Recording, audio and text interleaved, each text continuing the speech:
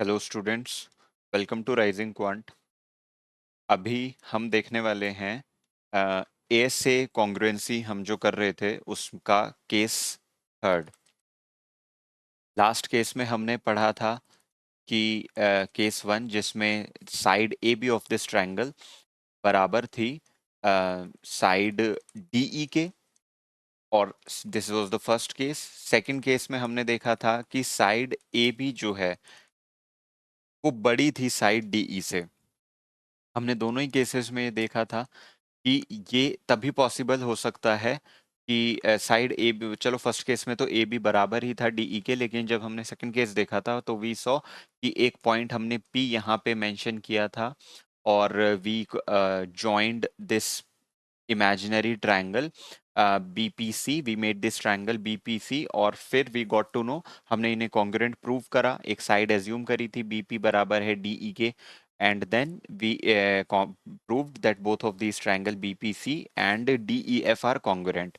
But then हमें ये पता चला कि ये एंगल C जो है एंगल F के बराबर नहीं हो सकता until and unless ये पॉइंट P completely coincide ना करे दिस पॉइंट A पर। तो इसी तरह से, और ये दोनों फिर ऐसे ऐसे हमने कॉन्ग्रुएंट प्रूव कर दिए थे। आज हम इसी का केस नंबर थर्ड देखेंगे, final case of this congruency of ASA congruency का फाइनल केस देखेंगे, जिसमें हम क्या करेंगे। दो केस, पहला वाला में तो ए बी डी ई के बराबर था, सेकंड में ए बी डी ई से बड़ा था। अब हम थर्ड केस देखेंगे जिसमें ए बी डी ई से छोटा होने वाला है। So in this case what we have to do is, हम एक पॉइंट प्लॉट करेंगे यहाँ डीई पर, एक इमेजिनरी पॉइंट जिसको नाम दे देंगे हम पॉइंट एम, और इस पॉइंट को फिर हम ज्वाइन कर देंगे फर्दर पॉइंट एफ से। तो ये ज्वाइन हो गया। Now what we have here is, और हम एक एजम्पशन ये भी करेंगे कि दिस साइड एम ई, ये जो साइड एम ई है ये कंप्लीटली बराबर है साइड ए बी के। चलो, और ये सब हमें पहले से ही गिवन है, like earlier in earlier parts we have seen this कि एंगल बी बराबर है एंगल ई के, साइड बी सी बराबर है साइड ई एफ के, और एंगल सी बराबर है एंगल एफ के। तो ये तो हम चलो एक बार इनिशियली जो हमें गिवन है वो भी लिख लेते हैं कि B equals to angle B बराबर है एंगल ई के, साइड बी सी बराबर है साइड ई एफ के, और एंगल सी बराबर है एंगल एफ के।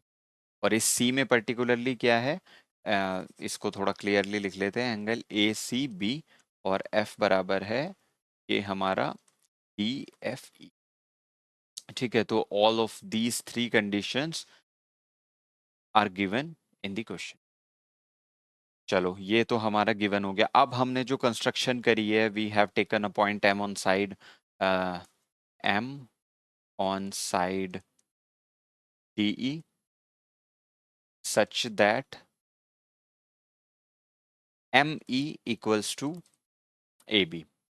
So in triangle ABC and triangle ME, ठीक है, ट्रायंगल MEF। अब देखते हैं, साइड AB बराबर है ME के, this is what we have assumed, ये हमने एज्यूम करा है।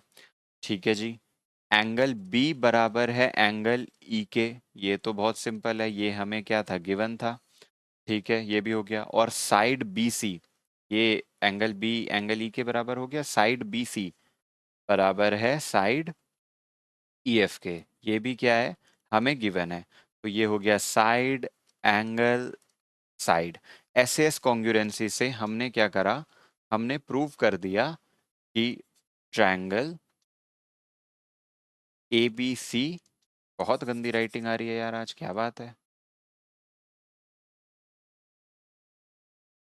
Triangle A B C is congruent to triangle MEF।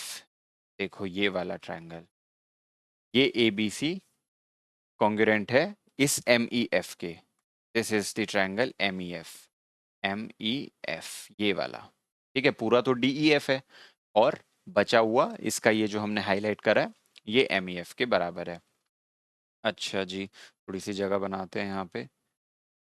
हाँ, तो अब ये हमारा रहेगा, हमने यहाँ पे देख लिया कि ABC बराबर है, ओ सॉरी कॉन्ग्रुएंट है MEF के। तो हम ऐसा कह सकते हैं कि एंगल ACB बराबर होगा एंगल MFE के। ठीक है, ये बराबर होगा एंगल MFE के।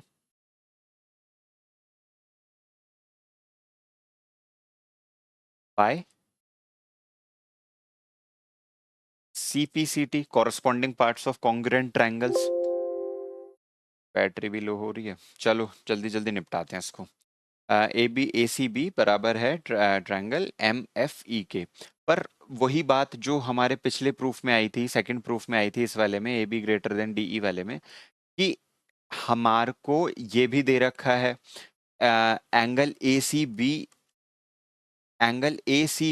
MEF के भी बराबर है, जो हमने अभी प्रूफ किया CPCT से, और ACB DFE के भी बराबर है, जो कि हमें गिवन है।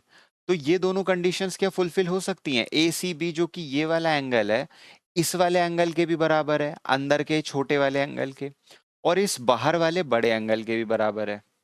रेड मार्कर से लेके दिखाता हूँ, ये बड़े वाले एंगल के भी बराबर है ACB, और इस छोटे वाले एंगल के भी बराबर है ये MFE के। तो this is not possible, this could not be possible. ये पॉसिबल तभी हो सकता है, ACB जो है वो MEF या DEF के बराबर तभी हो सकता है only when point M lies on point D।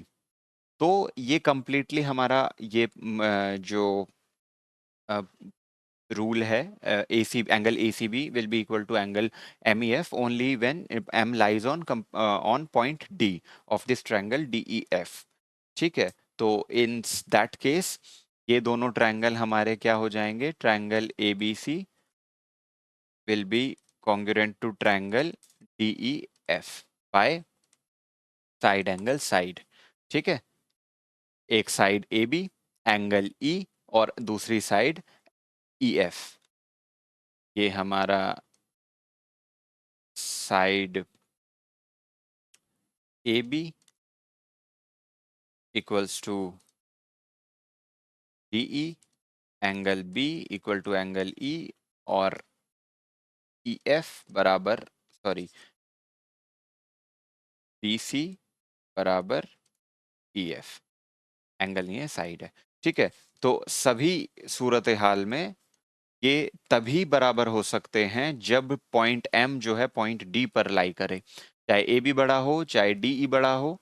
दोनों केसेस में ये दोनों ट्रायंगल सभी कॉन्ग्रुएंट होंगे जब एक वर्टेक्स D होगा तो एक वर्टेक्स A होगा, एक कॉमन एंगल B होगा तो एक कॉमन एंगल E होगा, और एक इक्वल साइड BC होगी तो एक इक्वल साइड EF होगी। Okay, so this was the proof of your angle side angle congruence congruency.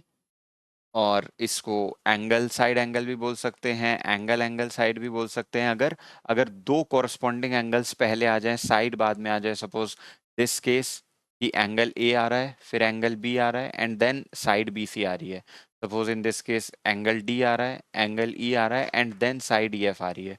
तो इसको इन this case in such kind of corresponding angle pairs or such kind of corresponding arrangement, it will be called as angle angle side, otherwise angle side angle, कि दो angle बीच का corresponding side और यहाँ पे दो angles side में corresponding side।